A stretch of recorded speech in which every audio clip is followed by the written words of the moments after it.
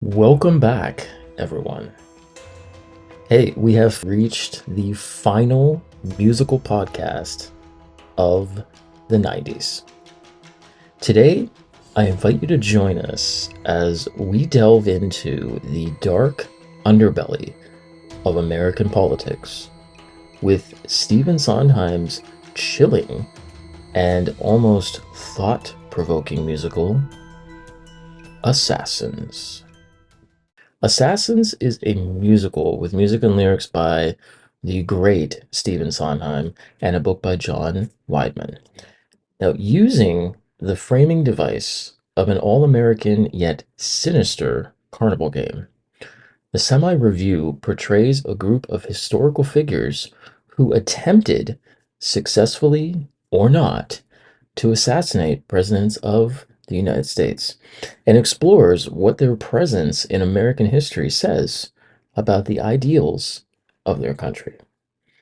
In 1979, as a panelist at producer Stuart Ostro's Musical Theater Lab, Stephen Sondheim read a script by playwright Charles Gilbert Jr. entitled Assassins.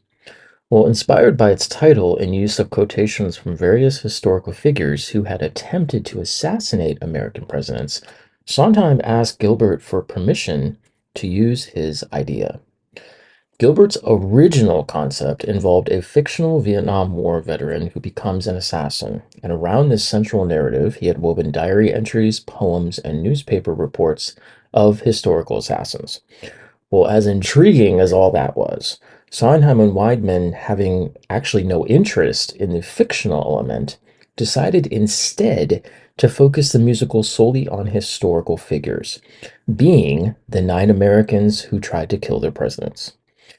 9 assassins appear in this musical, ranging from John Wilkes Booth, Charles Guiteau, Leon Czolgosz, Giuseppe Zangara, Squeaky Fromm, Samuel Bick, Sarah Jane Moore, John Hinckley Jr., and Lee Harvey Oswald.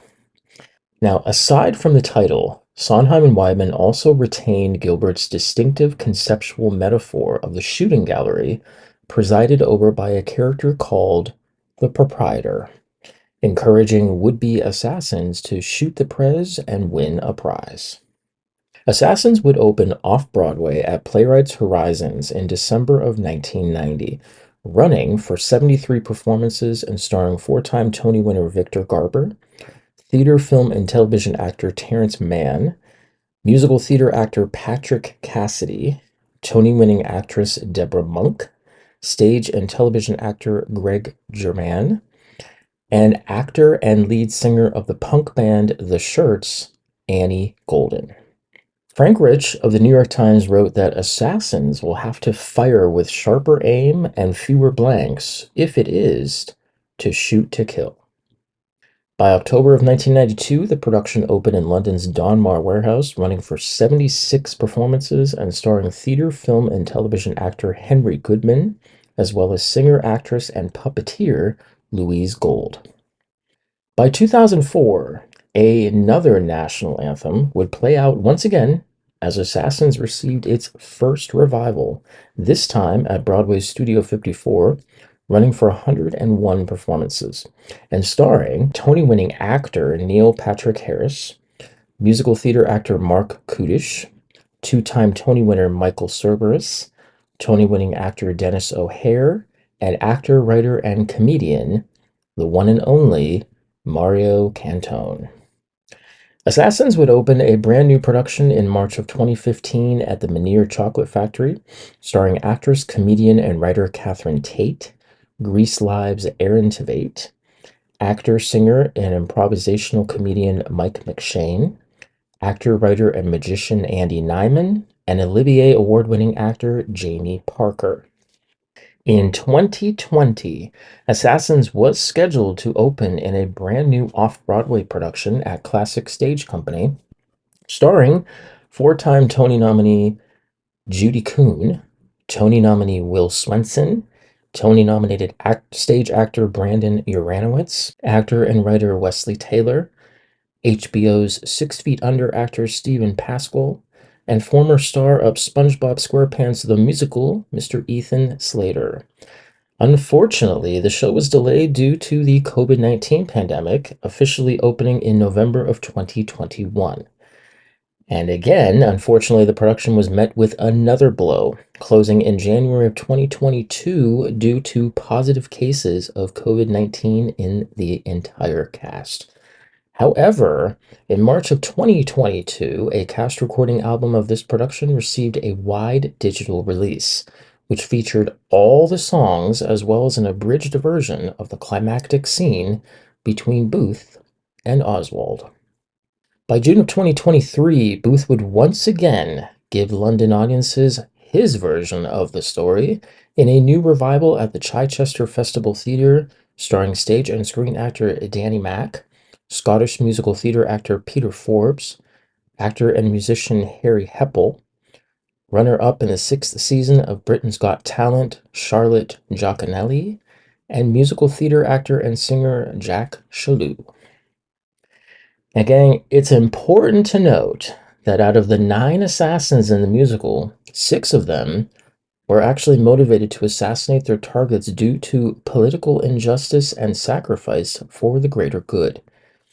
In the musical, John Wilkes Booth believes that his assassination on President Abraham Lincoln is for the greater good and is an act of patriotism. While on the other hand, the anarchist Emma Goldman inspires Leon Czolgosz to take action in light of his anarchist beliefs and the social injustice and class inequalities that he has noticed while living in America. Charles Guiteau's idealism and optimism might make audience members feel more sympathy for Guiteau rather than some of the other assassins. Unfortunately, Guiteau's idealism is demonstrated by his failed delusions. He always desires what he wants, and when he cannot get it, he gets angry. His idealism and optimism are shown even in his execution scene, where he believes that he shall be remembered for assassinating President Garfield. Unlike all of the other assassins in the musical, the one and only Lee Harvey Oswald is portrayed as a desperate man attempting to commit suicide and as the only assassin who actually had no real intention of killing a president.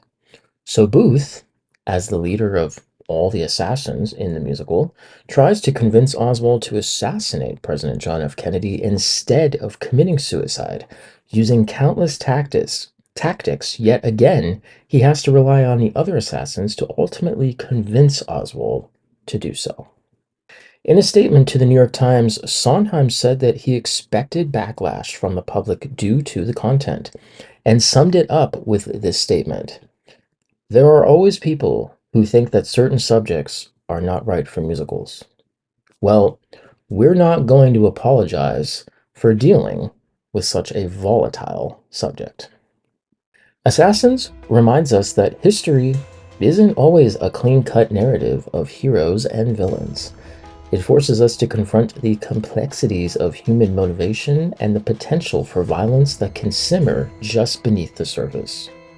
Remember, history is full of surprises, but everybody's got the right to their dreams.